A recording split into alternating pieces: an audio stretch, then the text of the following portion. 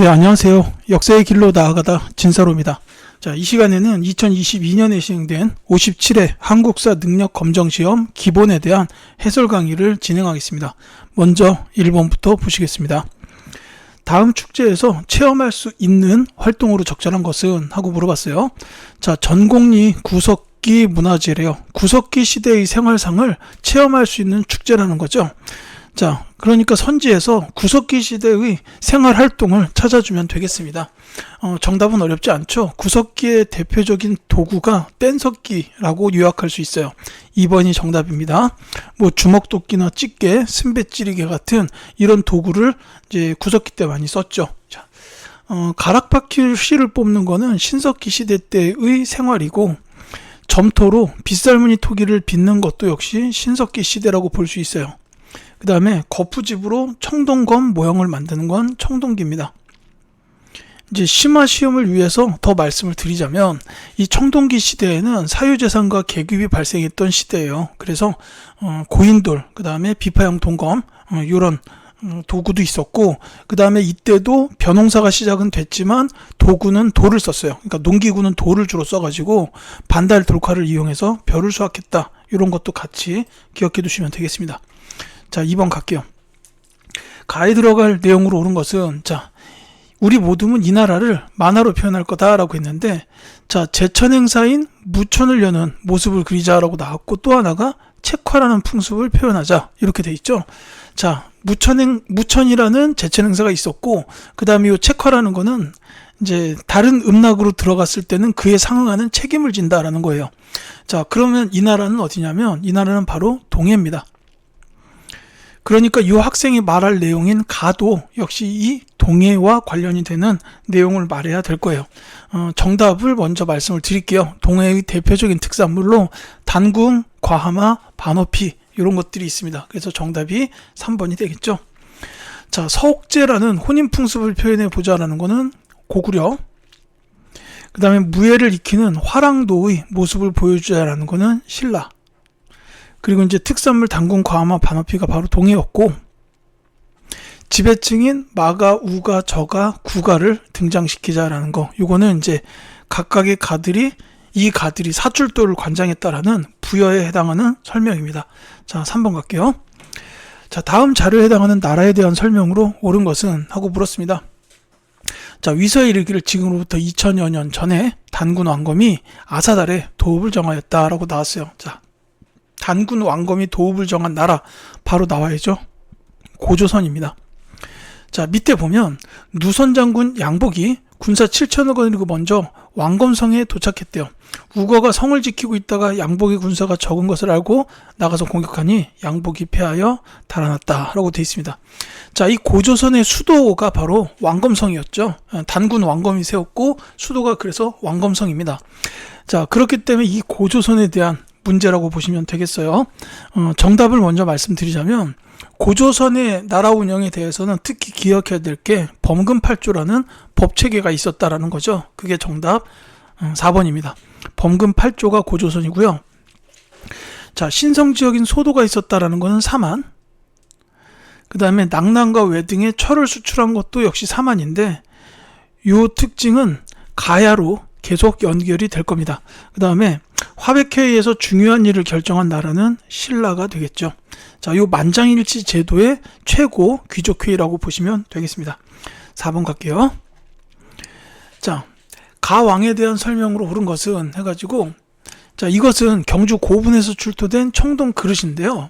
바닥면에 가를 나타내는 글자가 새겨져 있어서 당시에 신라와 고구려의 관계를 알 수 있습니다. 그리고 이 가왕은 군대를 보내어서 신라에 침입한 외를 격퇴하였습니다 라고 나와요. 자, 대표적인 키워드가 나왔죠. 신라에 침입한 외를 군대를 보내가지고 격퇴한 왕, 바로 고구려의 광개토 대왕입니다.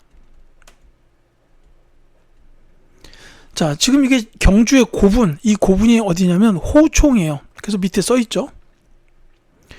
그래서 이 호총 청동 그릇을 다른 말로 호우명 그릇이라고도 부릅니다. 이 호우명 그릇에 광개토 대왕의 시호가 새겨져 있어서, 이 당시에 신라에서 이 광개토 대왕을 많이 의지했구나라는 그런 것도 알 수가 있습니다. 군대를 보내서 외를 격퇴할 정도로 관계가 좋았다라는 뜻이죠. 자, 이 광개토 대왕에 대한 설명을 찾으면 됩니다. 정답을 먼저 말씀드릴게요. 이 광개토 대왕은 뭐 이렇게 영토 확장을 굉장히 많이 하셨던 왕인데, 이제 그 외에는 영락이라는 연호를 썼었다라는 게 있죠. 그래서 이게 정답이 4번이 되겠습니다. 자, 태학을 설립한 거는 소수림 왕이에요. 고구려의 대표적인 개혁 군주죠. 율령, 불교, 태학 전부 기억해 두십시오. 낙랑군을 몰아낸 왕은 4세기의 미천왕입니다.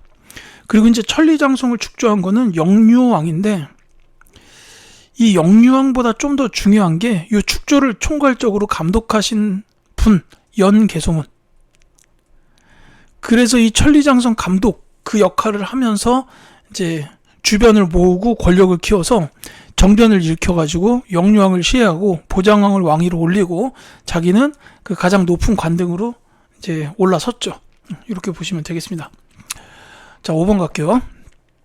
가와 나 사이에 시기에 있었던 사실로 옳은 것은? 하고 물었습니다. 자, 가 보면은 얼마 전 고구려가 도읍을 평양으로 옮겼다는군. 앞으로 우리 한성을 향해 내려올 것 같아 걱정일세 라고 했습니다. 자, 우리 한성이다 라고 말하는 걸로 봐서는 이분들은 백제분들이죠. 백제인이에요. 자, 한성은 이 당시에 백제의 도읍지였습니다. 근데 나를 보시면 왕성이 함락되고 왕께서도 목숨을 잃으셨다고 하네. 새로 즉위한 문주 왕께서 이곳 웅진으로 오신다는군 이라고 했어요. 자, 지금 이거 가는 고구려에 남아. 그 다음에 나는 웅진으로 오신다는군. 웅진 천도죠. 자, 웅진으로 천도한 이유가 뭐냐? 이게 이제 한성의 함락이에요. 자, 이게 다 이제 그 5세기에 있었던 일입니다.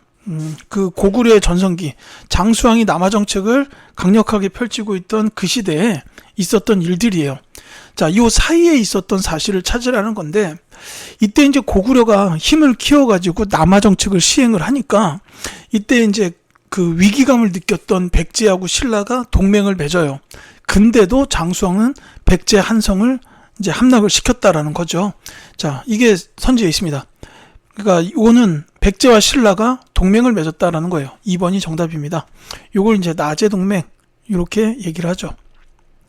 이 나제 동맹은 요 한성이 함락된 이후에도 이제 굳건하게 유지가 되다가 그 성왕과 진흥왕 시대에 이 한강 유역을 되찾는 과정에서 나제 동맹이 깨지게 돼요. 그렇게 보시면 되겠고, 자, 고구려가 옥저를 정복하였다. 요거는 태조 왕이에요. 1세기 정도입니다. 자, 백제가 관산성 전투에서 패배하였다. 제가 지금 말씀드렸던 게 그 나제 동맹이 깨지는 그 상황을 말씀드렸는데, 이게 이제 나제 동맹이 깨지면서 이 성왕이 관산성 전투를 일으키는데, 이 관산성 전투에서 성왕이 이제 그만 전사하시게 됐다라는 거죠. 자, 고구려가 안시성에서 당군을 물리쳤다라는 건데, 요거는 이제 아까 영유왕 나왔는데 이 연개소문이 정변을 일으켜가지고 집권을 했던 시기. 요게 이제 7세기 초라고 보시면 돼요. 이후에 연개소문이 죽고 나서 연개소문의 자식들이 서로 이제 분열이 됩니다. 그래가지고 이제 나라 중앙이 혼란스러워지니까 이때다 싶었던 그 신라와 당의 연합군이 고구려를 침략해가지고 멸망을 시키죠. 이런 흐름으로 이어질 겁니다. 자, 6번 갈게요. 밑줄 그은 그로 옳은 것은 해가지고, 자, 이때 그 선덕유왕 11년 그는 군사를 청하려 고구려로 떠났습니다. 중령 이북의 땅을 돌려달라는 보장왕 요구를 들어주지 않아 별관에 갇히게 되었는데, 이제 뜻을 알아차리고 꾀를 내어 영토를 돌려주겠다고 하는데 무사히 돌아왔다. 그리고 당나라하고 동맹을 맺었다라고 돼 있죠. 자, 이 흐름 쭉 읽어보시면 이건 바로 나와야 됩니다. 나당 연합을 맺게 만든 이제 신라의 재상이에요. 바로 김춘추입니다. 그래서 정답은 2번이죠. 이 김춘추가 후에 무열왕이 됩니다. 자, 그 다음에 다른 선지의 다른 분들도 좀 간단히 얘기를 할게요. 자, 이 김대성은 불국사를 창건하신 분입니다. 통일신라 시대 경덕왕 이때 이제 불국사를 세우셨던 분이고, 요 이사분은 그 신라 상대, 그러니까 통일 이전 시대를 통틀어서 이제 손꼽히는 장군이에요. 요 이사부 장군이 했던 거는 이제 지증왕 시기에 그 우상국 복속한 거, 울릉도죠. 그 다음에 이제 지증왕 때는 우상국 복속했고, 버풍왕 때는 금관가야, 그 다음에 진흥왕 때는 대가야, 전부 다 복속하는데 총사령관 하셨던 분입니다. 그러니까 가야 멸망, 요거까지 하셨던 대단한 장수예요. 지금 우리 뭐 독도는 우리 땅 노래에도 보면 신라장군 이사부 이렇게 남아있잖아요. 그 다음에 요 사담은 누구냐면 이분은 화랑이에요. 이 진흥왕 시대의 화랑인데, 이거 쓸 필요는 없어요, 사실. 진흥왕 시대의 화랑입니다. 이 대가야를 정벌하는데, 그 대가야를 멸망시키는 그 전쟁에서 큰 공을 세웠는데, 그 당시에 이분의 나이가 16살인가 그랬어요. 굉장히 어렸어요. 근데 안타깝게도 이분이 17살에 돌아가셨습니다. 근데 워낙 그 대가야 정복에 큰 공을 세웠던 화랑이다 보니까 이제 역사에 이름 석자가 남았죠. 자, 7번 가겠습니다. 가국가에 대한 설명으로 옳은 것은 하고 나왔습니다. 자, 가의 영광탑을 보러 왔습니다. 자, 기본 시험 기준으로는 이게 어려운 문제일 수도 있는데요. 심화 시험에서는 영광탑에 나오면 이 나라가 바로 튀어나와야 합니다. 심지어 뒤에 보면은 정효공주 무덤탑 뭐 이런 것도 있어요. 자, 이 나라는 바로 발해입니다. 자, 지금 요거는 뭐 문화 쪽의 문제니까 발해의 문화에 관련된 걸 말씀드리자면, 발해의 대표적인 문화유산으로는 이제 영광탑이나 그 다음에 석등, 그 다음에 돌사자상, 사진은 한 번씩 봐두셔야 돼요. 이 석등은 굉장히 큽니다. 그리고 또 하나 중요한 게 이불병좌상, 두 분의 부처님이 나란히 앉아 계시는 그런 모양의 불상이 있습니다. 이게 이제 발해의 대표적인 문화유산인데, 여기도 나와 있지만 이게 이제 현재까지 발해의 문화유산이 가장 많이 보이는 곳은 정효공주묘, 그 다음에 정혜공주묘, 요런 것들이 있습니다. 이렇게 알아두시면 되겠고, 자, 선지에서는 발해에 대한 설명을 찾으면 되는데, 사실 요 발해에 관련된 정답 선지가 조금 어려울 수는 있어요. 정답을 먼저 말씀드리자면 4번입니다. 정당성 아래에 육부를 두어서 행정을 담당하게 하였다라는 게 바로 발해에 대한 설명이에요. 이 발해의 중앙 관제는 삼성 육부제였죠. 그 다음에 지방은 5경 15부 62주입니다. 자, 근데 요 삼성 육부에서 요 말하는 요 삼성이 그 정당성, 중대성, 선조성 이렇게 세 개의 성이 있어요. 이게 당나라의 삼성 육부제를 도입을 했는데 발해 실정에 맞게끔 독자적으로 발전시킨 게 이제 정당성, 중대성, 선조성 이렇게 이제 발해만의 독자적인 이름을 붙였죠. 특히나 이 정당성의 대내상, 이 재상의 관직 이름입니다. 이 정당성의 대내상이 국정을 총괄했다. 그래서 이 정당성 아래에 육부를 뒀다라는 게 이제 발해 중앙 정치제도다라고 보시면 되겠습니다. 그래서 이제 정답은 4번이고, 이왕 말 나온 김에 몇 가지 더 말씀드리자면,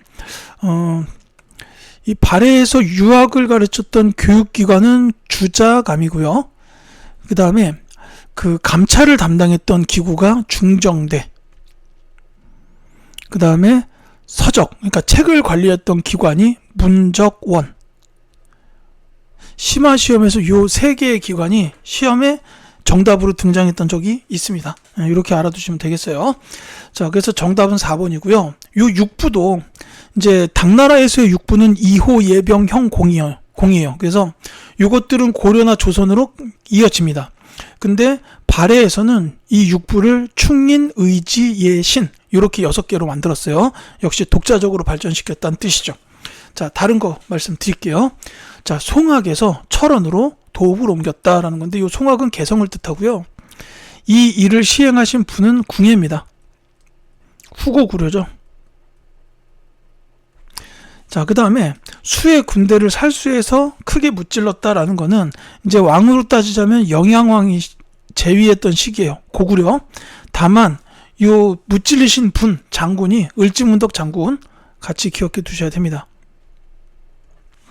자, 인재 선발을 위하여 독서 3품과를 시행하였다. 요거는 이제 통일신라 시대의 원성왕이에요.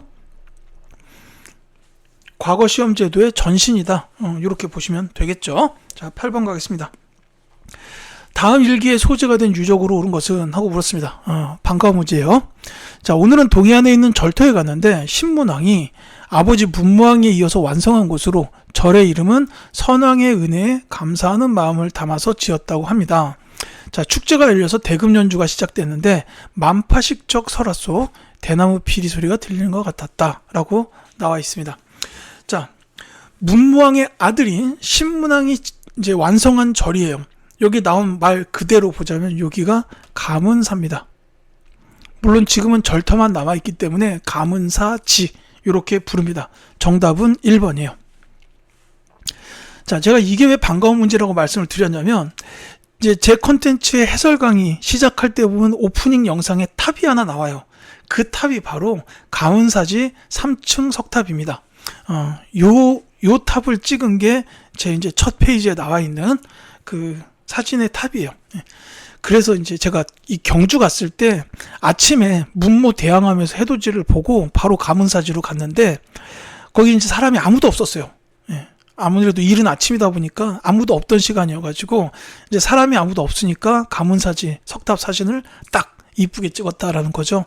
그래서 이 가문사지 관련된 문제가 나올 때마다 늘 반갑습니다. 다만 제가 이제 경주 가가지고 신문왕 릉을 보고 싶었는데 이 신문왕 릉이 당시에 공사 중이었어요. 그래서 나중에 한번 또 가야 됩니다. 지금. 자, 이렇게 보시면 되겠죠. 자, 그 다음에 9번 가겠습니다. 다음 답사가 이루어진 지역으로 옳지 않은 것은? 하고 물어봤어요. 자, 백제 역사 유적 지구를 가다라고 나왔죠. 그러니까 백제에 관련된 곳을 가야 됩니다. 자, 공산성 송산리 고분군, 관북리 유적 부서산성, 나성 능산리 고분군 정림사지, 그 다음에 왕국리 유적과 미륵사지 이렇게 나와 있습니다. 다 말씀을 드리자면 이 공산성과 송산리 고분군은 공주 지역에 있어요. 지금의 충청남도 공주입니다. 그 다음에 관북리 유적과 부서산성, 그 다음에 이 나성과 능산리 고분군 및 정림사지, 여기는 전부 다 충남 부여군이에요. 여기도 부여입니다. 근데 이렇게 이제 나눠서 하는 게 아무래도 이제 요 관북리 유적이나 부서산성, 그 다음에 나성 및 능산리 고분군 정림사지 쪽이 이렇게 걸어가기는 조금 거리가 있어요. 물론 저는 부여 갔을 때 걸어 다녔습니다. 근데 시간이 조금 걸리긴 해요. 그리고 이제 왕국리 유적과 미륵사지, 여기는 전라북도 익산입니다. 자, 그래서 지금 제가 말씀드린 거에 다른 선지에 다 있고 지금 이제 정답이 되는 건 결국 옳지 않은 거니까 4번 전주예요. 이 전주에서는 이 전주 쪽은 백제라기보다는 후백제의 도읍이었죠. 후백제. 이렇게 보시면 되겠습니다. 여기는 이제 시간을 내서 가볼 만한 가치가 충분히 있는 곳이에요. 이제 정림사지에도 이제 정림사지 5층 석탑이 있고, 그 다음에 옆에 보면은 국립공주박물관이 있어요. 그 다음에 국립부여박물관이 있습니다. 그리고 이 공산성 쪽도 가면은 국립공주박물관이 있어요. 이 박물관도 한번 쭉 둘러보시고, 그 다음에 근처에 고분군이나 정림사지 5층 석탑 이런 데도 둘러보시면 정말 좋고, 특히 이제 부여 쪽 가시면은 거기서는 금동대학로를 직접 구경을 하셔야 되고, 그 다음에 공주 쪽을 가시게 되면 무령왕릉을 반드시 들어가 보셔야 돼요. 멋있고 의미도 굉장히 큽니다. 자, 이 정도로 설명을 드리고 10번 갈게요. 밑줄은 그가 활동한 시기에 볼 수 있는 모습으로 적절한 것은? 하고 물었습니다. 자, 지금 촬영하는 곳은 부산 해운대 동백섬인데 이 해운대라는 지명이 이분의 호에서 유래했다는 거예요. 진성 여왕에게 10여 조의 개혁안을 올렸던 그는 신라 조정에 크게 실망하여 여러 곳을 떠돌아다녔고 여기에도 한동안 머물렀다고 한다. 이분의 호를 따서 해운대가 되었다는 얘기죠. 자, 이분은 진성 여왕에게 10여 조의 개혁안을 올렸다는 데서 바로 알아내야 되는 통일신라 말기의 대표적인 육두품 학자분, 바로 최치원 학자입니다. 그래서 써야죠. 최치원. 자, 이분이 활동했던 시기가 이제 진성여왕에게 시무책을 올렸다라는 거잖아요. 그러니까 이제 통일신라 말기인데,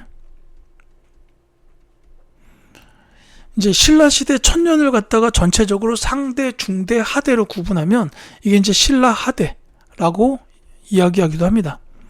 이제 후삼국이 시작되기 직전 정도의 시기라고 보시면 돼요. 자, 이때는 진골 귀족들 간의 왕위 다툼이 극심해졌어요. 그러니까 최치원 선생님께서 실망을 하신 겁니다. 이제 그래서 이때 이제 지방에서는 중앙으로부터 통제력이 약화가 되다 보니까 지방에서는 독립 세력이었던 호족들이 이제 성장을 하게 됐고, 한편으로는 먹고 살기 힘들어진 백성들이 민중 봉기를 일으켰던 시대이기도 해요. 그러니까 여기서는 진골들끼리는 중앙에서 왕위 다툼, 그 다음에 지방에서는 호족 성장, 그 다음에 백성들 사이에서는 민중 봉기, 이런 식으로 정리할 수가 있겠네요. 그 다음에 이제 이 호족 성장과 관련돼 가지고 이게 이제 선종, 불교의 한 종파죠. 이 선종이 성장했다라는 것도 같이 이렇게 기억해 두시면 좋겠습니다. 제가 말씀드린 거에 정답은 있죠. 4번. 군사를 모아서 장군이라 칭하는 호족. 이게 정답이 되겠습니다. 이 최치원 학자께서 활동하셨던 시기에 있었던 일이다, 이렇게 보시면 되겠고요. 자, 성리학을 공부하는 유생, 이건 이제 고려 말기부터 조선까지를 이야기하고 있다고 보시면 되겠고, 그 다음에 금속 활자를 주조하는 장인, 이것도 역시 고려 말기부터 조선까지라고 보시면 되겠습니다. 자, 판소리 공연을 하는 소리꾼은 조선 후기, 이렇게 되겠죠. 자, 이와 같이 해가지고 10번까지 설명드렸고요. 11번부터는 다음 영상에 이어드리도록 하겠습니다.